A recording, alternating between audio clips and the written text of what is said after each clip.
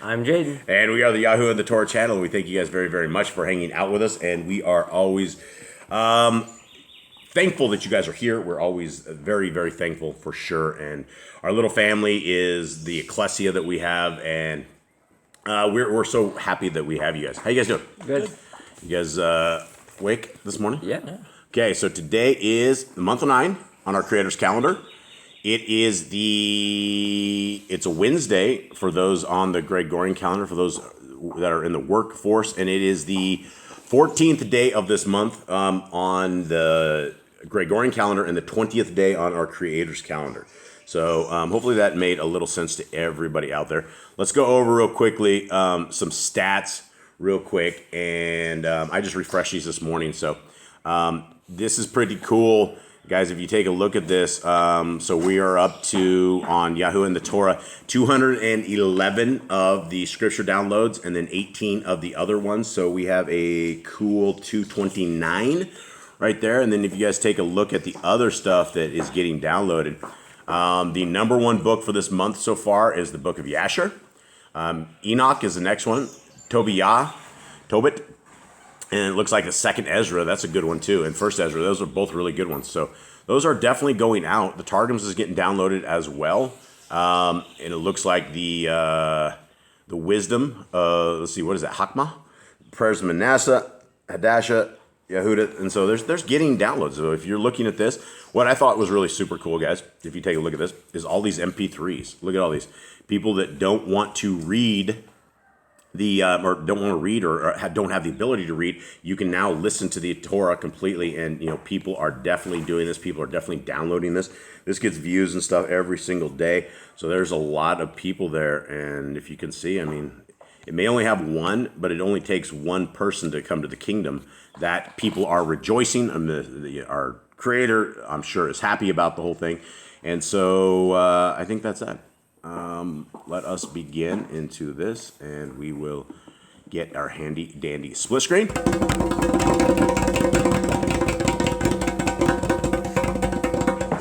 And they're there. Thank you, gentlemen. Thank you very much. Okay. Anyone have anything at all? Anything other than this? Not really. Nothing at all. It's the middle of the week. It's the middle of the week. Yep, it is the middle of the week for those who actually have to work out there in the real world. You're halfway through your week, so hang on. 2 days left. 2 days left. Yep, hang in there, and we will get to a Shabbat very, very soon. And those are always really, really good news to people who are seeking the face of our Creator. Okay, here we are, Luke 20, and let us find this. And it came to be, on one of those days, as he was teaching the people in the Mikdash, and bringing the good news, that the chief Kohanim and the scribes together with the elders came up and spoke to him, saying, "Say to us, by what authority are you doing these?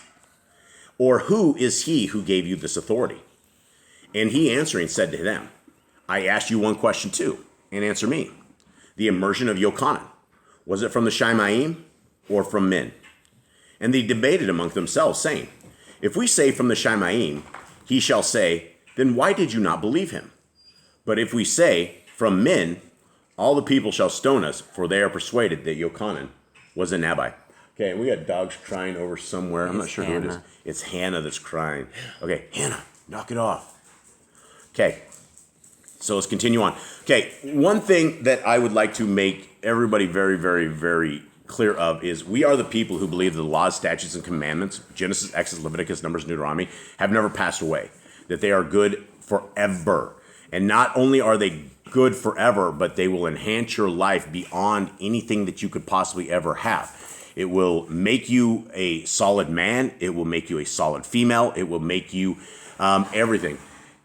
So yeah, let's swap over there, Jed. So Eli, we got Eli here today. Good. Eli finally made it here. He is our sleepy guy. He can barely make it out. His hair looks like a wreck. But he does. I never comb it. And you don't comb your hair at all. Yeah. That's why you need haircuts. You guys ever comb your hair? I do. You combed your hair one time. Hey, I feel That's because you had to leave for the farm.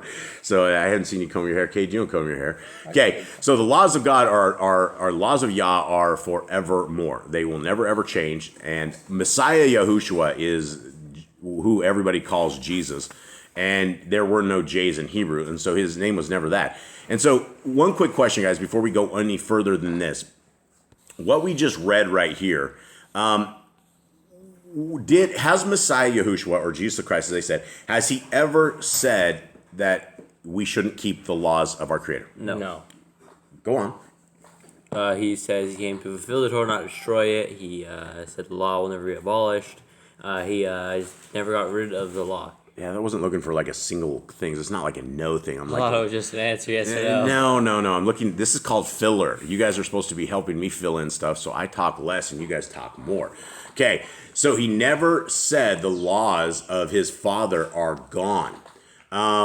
But why do you suppose the Christians say the laws of our father are gone? Because the rest of the New Testament has this little guy that says a lot of confusing words, a lot of little mystical words here, and everyone gets confused of what he's really But that's saying. only like 4 or 5 books that truly have things that are not true. But they love those books. Everything they use that for everything. It doesn't matter. They don't use that book because in those books, number one, it says outside of the Torah that women should remain silent, right? It said women should not teach. Women should be doing this and that, right? Those are not things inside the Torah. There's picking and choosing here. Okay, there's a lot of I want to eat bacon, but I'm going to say I keep the Ten Commandments. That way I have some sort of morals. Well, yeah, you could say, well, I keep the 10 Commandments. Well, that wouldn't be true because you keep the Sabbath on a Sunday, so you're not really actually keeping the commandments. So Who even came up with the Ten Commandments? Because there were it wasn't just like 10 Commandments. That's it. That's your baseline. We were given 10 Commandments on the mountain of what to do when we first started. Then the commands came to the rest of it. It's like really like the entire commandment shouldn't just be the 10 commandments. And there were never ever a set of just 10 and that was it. Never ever. I mean, there were commandments prior to Moshe. There were commandments prior to Abram. There were commandments prior to all of these guys, right? They kept the commandments of our Creator. All right, thank you guys. Let's continue on. So they just ask him a question, right? So the Pharisees are trying to trick Messiah Yahushua, right? And they ask him right out of the gate, who gave you this authority to do these things? And so he, in their trick, he went and said, well, who do they say is Yochanan? Baptism of Yochanan. Yeah. What was the baptism of Yochanan? Was it from the Shamayim or from men? And because they did not want to say this, he smoted them again, right? Messiah, the illegal Messiah, he takes them. Okay. And they answered that they did not know from where it was. And Yahushua said to them, neither do I say to you by what authority I do these. And he began to speak this parable to the people. A certain man planted a vineyard and leased it to farmers and went away for a long time. And in due time, he sent a servant to the farmers to give him some of the fruit of the vineyard. But the farmers beat him and sent him away empty-handed. And again, he sent another servant, and they beat him too, and maltreated him and sent him away empty-handed. And again, he sent a third, and they wounded him too, and cast him out. And the owner of the vineyard said, what shall I do? I shall send my son, the beloved. They might respect him when they see him. But when the farmers saw him, they reasoned among themselves, saying, this is the heir.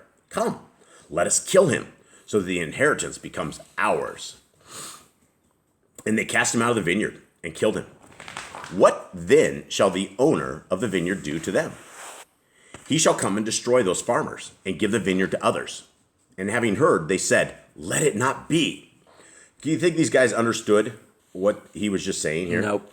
Or I think they went right over their heads again. Yeah, it went over their heads. And what do we make of this, guys? What can we make of if you have, what was this parable all about? This was about him. This was about he was the son, right? The servants that he sent to go get some crops, get some. Who are the servants? They were the prophets. They were the people that Yah sent before, and they ended all up killed. Yeah, and so the owner of this little particular vineyard went and sent his son, and they'll respect my son. Yeah, and so did they respect the son? No, they killed him. Yeah, they killed him. Same as the other thing. It didn't matter who it was. They didn't care who came their way. It's like anyone that walked up, they just took him out. Yep, and so this is something very interesting that we can gather from this, right? We have an opportunity right now, all of us, to take part of this vineyard, to be a part of this whole vineyard right here. And the vineyard, I would say, is the word of Yah, right? The word, the real drink is the word of Yah. And so, But he looked, let's go to 17. But he looked at them and said, what then is this that has been written? The stone which the builders rejected has become the chief cornerstone. Where's the footnote on that, Eli? Psalms 118:22. Everyone who falls on that stone shall be broken, but whomever it falls, he shall be pulverized. Okay? What stone are we talking about, gentlemen? Right, Yahushua, because he is the chief cornerstone. What is he saying that when he falls or when that stone falls on whatever it is, it's going to be broken? Or if you fall on the stone, you're going to be broken. But if the stone falls on you, you're going to be pulverized. What is he saying? I don't even know how to describe the word pulverized. Another definition here. No. We did that this morning. Caden was like, what do you mean by grimaced or something? What was the word? Wincing. Wincing. He didn't know what wincing was. I'm like, Jade was over there with his shoulder because his shoulder was bad. I said, Jade, is your shoulder hurt? And you're wincing. And Cade's like, what is wincing? So I punched him in the arm real quick. And I'm like, that right there. That was wincing. So you wanted the definition of pulverizing, Jade? It's like obliterated. Come closer. Oh. Okay, so pulverized is essentially, I think when you look on a blender, isn't there a pulverized? There's a pulse. I think there's also a pulverized. Pulverized, like obliterated multiple. Yeah, there's nothing left. Pieces. Yeah, it's over. Game over. Okay, 19. And the chief Kohanim and the scribes sought to lay hands on him in the same hour, but they feared the people, for they knew that he had spoken this parable against them. And keeping a close watch, they sent spies who pretended to be righteous to catch him in a word, in order to deliver him to the rule and to the authority of the governor. You know, Yahushua knew who these guys were. I would think he knew that these guys were just trick people. Absolutely, yeah. Without he's not just gonna be like, oh, these guys are just cool. They come out of nowhere. They're just cool. I think that's the thing about Messiah is he knows all of this and he is able to play it off like he's just like, who touched me? Or something of the sort when he knew all this. And I mean, he has power, but I mean, he still has to have a human part to him, which is definitely a human part. Okay. So they ask him saying, Teacher, we know that you say and teach rightly, and you are not partial to any, but teach the way of Elohim truly. Is it right for us to pay taxes to Kaiser or not? So now they couldn't get him they know they can't get him based on anything biblical, right? They can't get him anything on the scriptures. So now they're going to get him in the world. They're going to try and get him in trouble with the government. Should we pay tax or not? Yeah, and I guess we could ask this. Here's the same question. Is it right for us to pay taxes to the IRS or not? Is their face on the coin? No, they have dead criminals on the coin. All right. They have dead criminals on the dollars as well. That settles it. So do we have to pay the dead criminals on the dollars? Who do we pay? We pay the dead. Well, Caesar was alive back then. Well, Caesar's alive. So I don't know about this example. Maybe we don't need to pay taxes. I don't see the IRS's. They still come after you if you don't pay taxes. Like you be like, well, according to the Bible, I don't have to pay taxes to you, but they still come after you. Dude, the IRS is the most thuggish group of people ever. I think so. What they do is they come and attack you. We were my wife, your mother, and we had our rounds with the IRS in the States many years ago.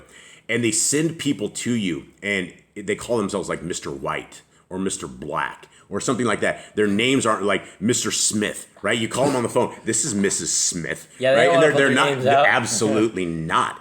Because I mean, you find an IRS guy walking down the streets of Chicago, and the guys of Chicago will probably take care of that, right?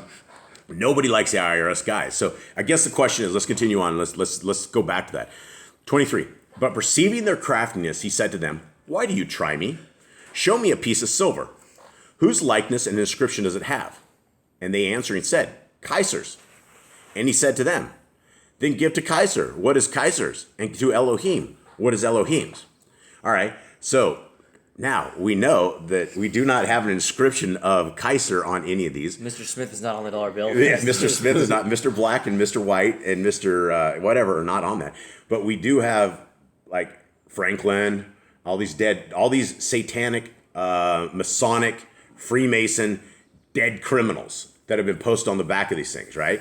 So, what do we pay to? What do we owe taxes? That's the question.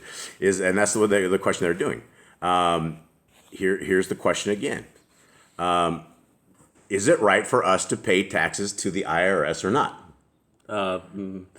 Based upon what Messiah Yahushua said. I mean, it is the U.S. dollar, and the U.S. wants the money back. Yeah, it is the U.S. It does belong to the United States Federal Reserve, and the Federal Reserve is not actually a part of the United States government. Neither is the IRS right? Paying tax illegally. You're paying. Yeah, it's a private entity. So we are. Wait, where's this money going? Wait, hold on. Well, that's the question. That is the question that nobody knows. Well, if it's not a government funding, The are IR they giving it to the government? Are they just like, here's your taxes for the year? Like I, out of my generosity of my heart, I decided to set up a tax thing, and I'm giving you money for free. The IRS is a private entity. It is not a part of the government, and so there's no law in the Constitution you have to pay them, right? there is no law in the Then Constitution. why do we have to pay them? Because they will drag you before the judges, and even though there is no laws, they will take you to court and they will throw you in jail. The IRS agents actually are able to take you with their own guns and their own people and take you off to extortion jail, right? This is the land of the free and the home of the brave, right?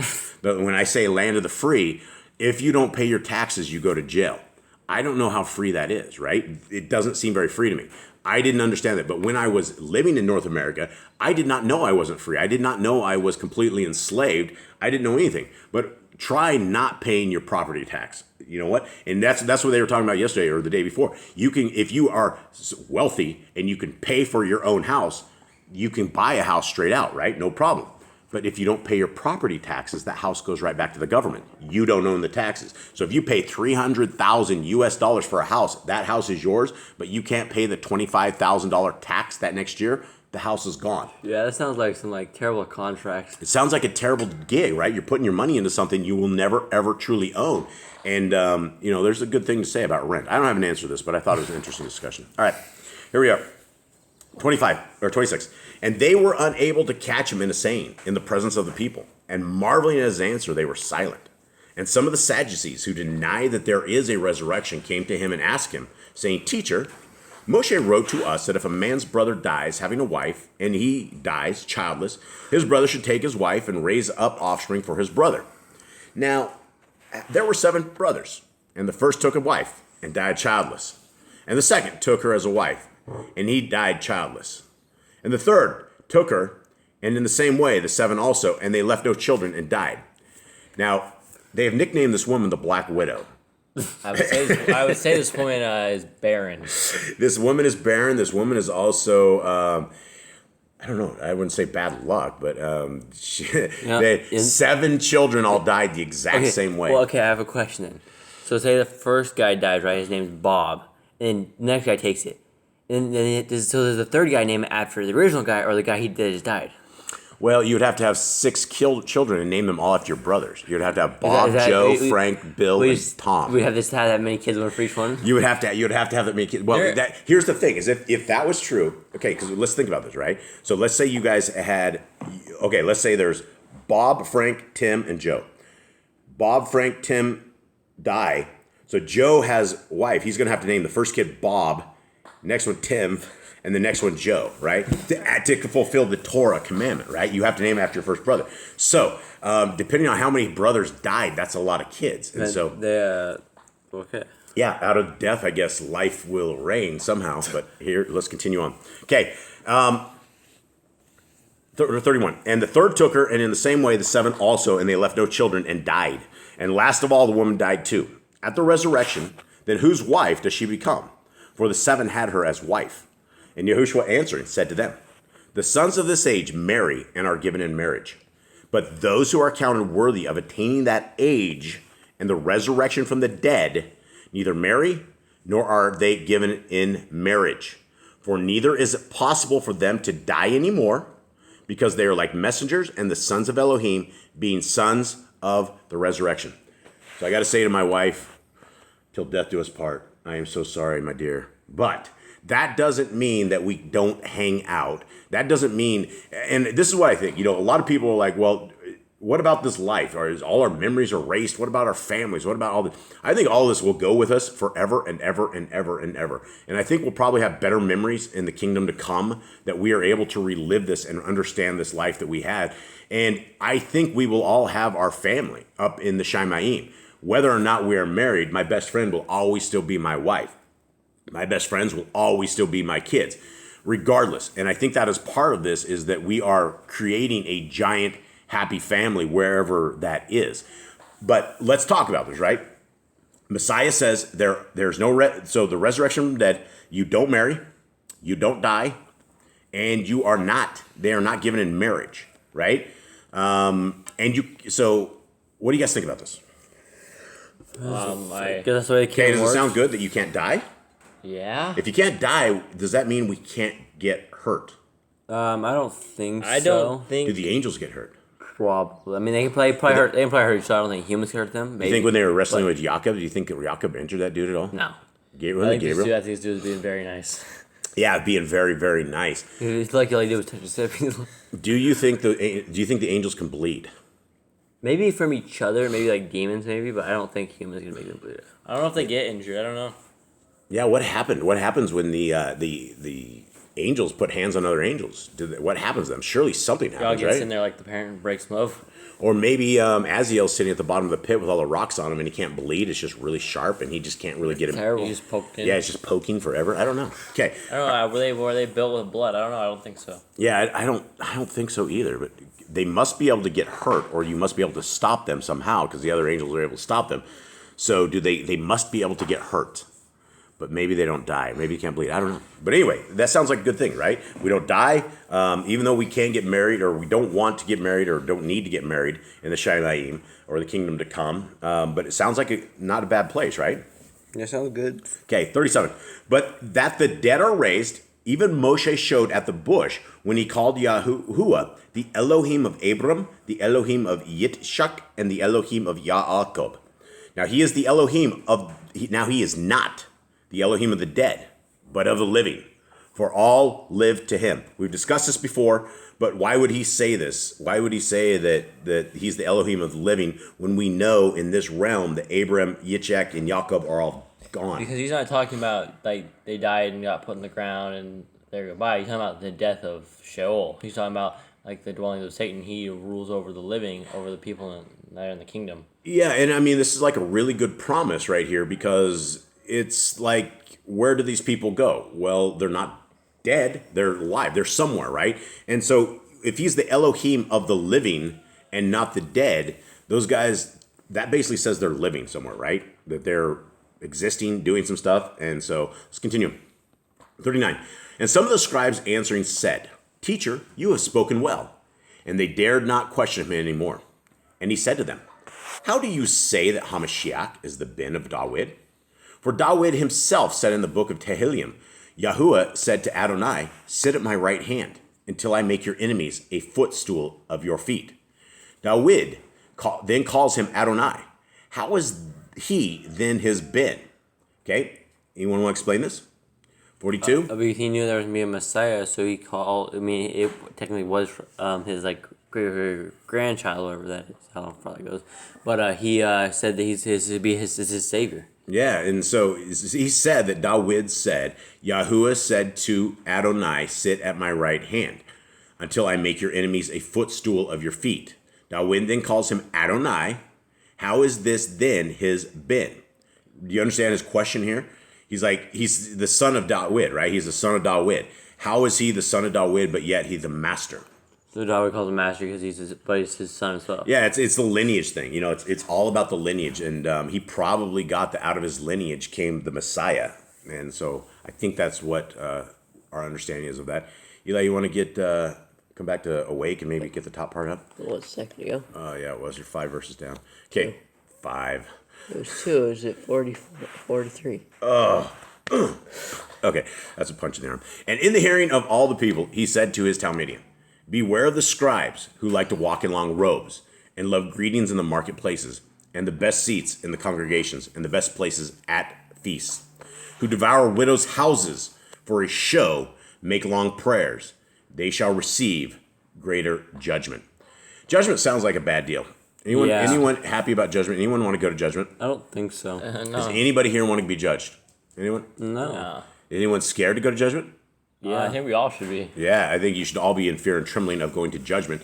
And it's a really crazy religion of the 65,000 religions out there where everybody has an answer on how to be saved. That's what the Christians will tell you. They'll tell you the Romans road to salvation. And then they'll quote Paul a zillion times out of context.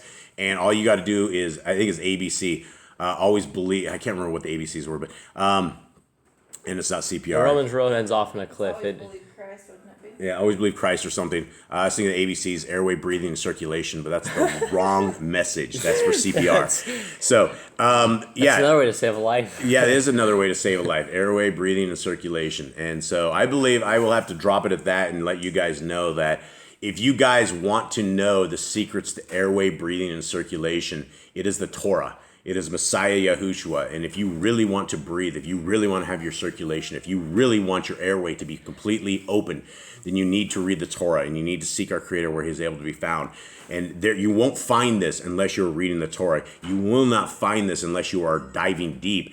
And all of these get saved quick doctrines, they're contrary to the scriptures. And so we are on the road, hopefully, to finding the way to the kingdom. But all of us must do this with fear and trembling and understand we need clean hearts, clean hands, clean minds, clean tongues, everything.